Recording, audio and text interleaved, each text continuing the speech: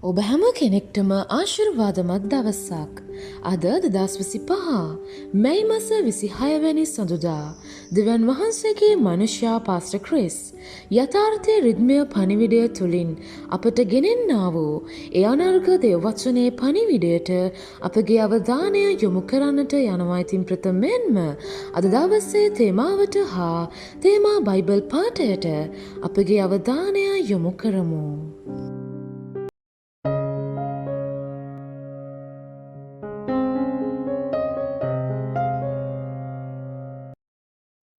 මට්ටම් වෙනස් කරන්න. කිසිවෙක් තමාම රවටා නොගනීවා. නුඹලා අතරෙහි යමෙක් මේ ලෝකෙහි ප්‍රඥාවන්තයෙක් යැයි සිතන්නේ නම් ඔහු ප්‍රඥාවන්ත වන පිණිස මෝඩයෙක් වේවා. පළමුවැනි කොරින්ති 3 වෙනි පරිච්ඡේදයේ 18 වෙනි පදයේ ලෙස කියනවා.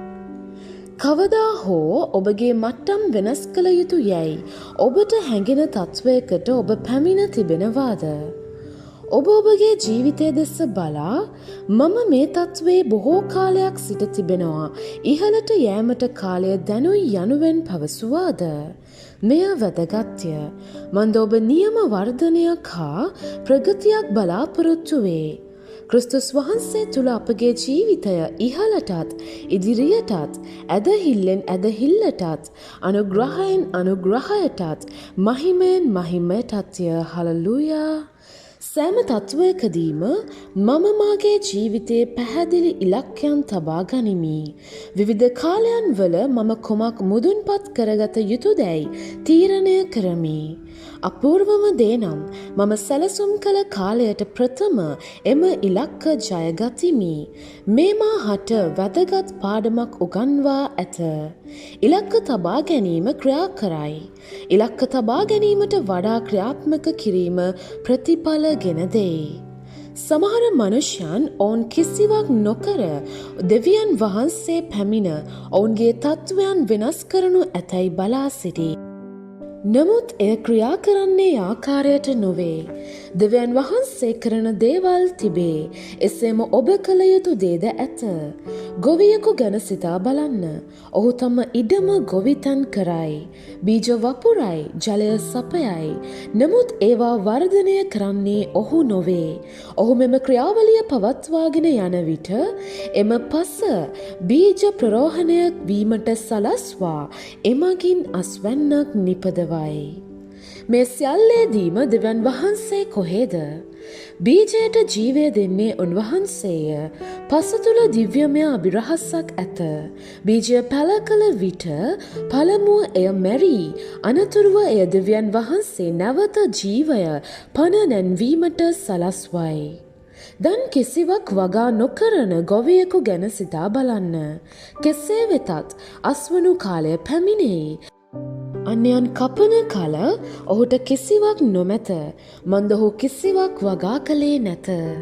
ජීවිතය ගැනත් තත්ත්වය එලෙසමය. ඔබ බීජ නොඅපුලහොත් ඔබට අස්වැන්නක් නොලැබේ. මම සොයාගත් දෙයක් නම් මාගේ මනසට හා හදවතට බීජ වැපිරීමෙන් මම ප්‍රතිඵල නිපදවමි.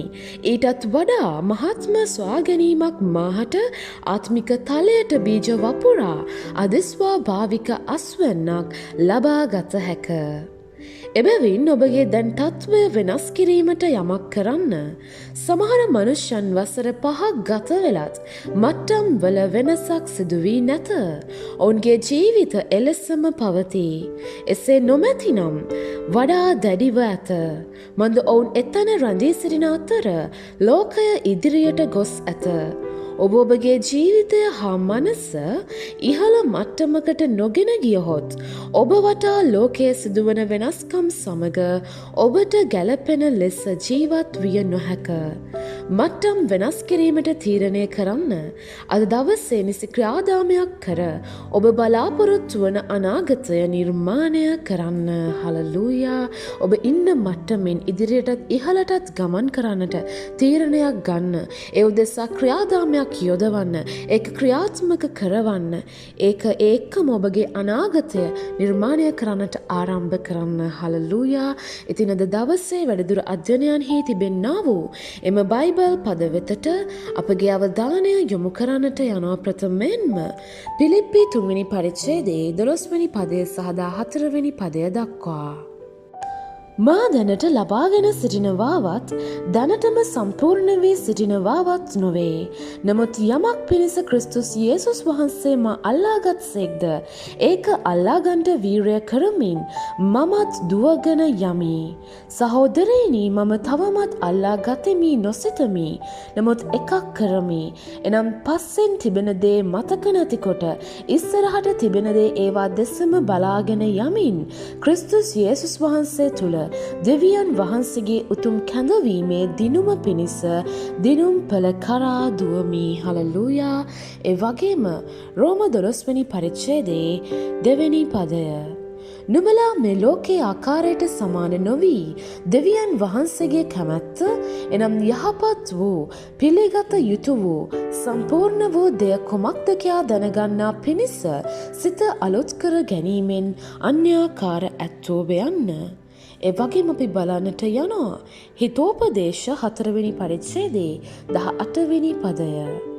නමුත් ධර්මිෂ්ඨයන්ගේ මාවත ඉරමුදුන් වේලාව දක්වා වඩ වඩා ආලෝක වේගන යන්නා වූ අලුයම් ආලෝකය මෙන්ය.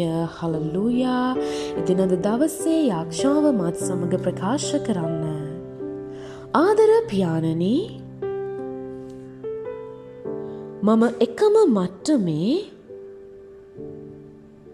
රැඳී සිටීම ප්‍රතික්ෂේප කරමි. මාගේ හදවතට හා මනසට නිවැරදි බීජ පැල කරමින් ආත්මික තලයේ ක්‍රියාත්මක වෙමි. ඔබ වහන්සේගේ වචනයේ බලයෙන් හා ශුද්ධාත්මයන්ගේ මඟ පෙන්වීමෙන් මම ඉදිරියටත් ඉහළටත් ගමන් කරමින් මාගේ ඉරණම සම්පූර්ණ කිරීමට මට්ටම් වෙනස් කරමි. මා තුළ ක්‍රියා කරන ඔබගේ දිව්‍යමය බලය ගැන ස්තුතියි කරමි. යේසුස් වහන්සේගේ නාමයෙන් ආමේන්.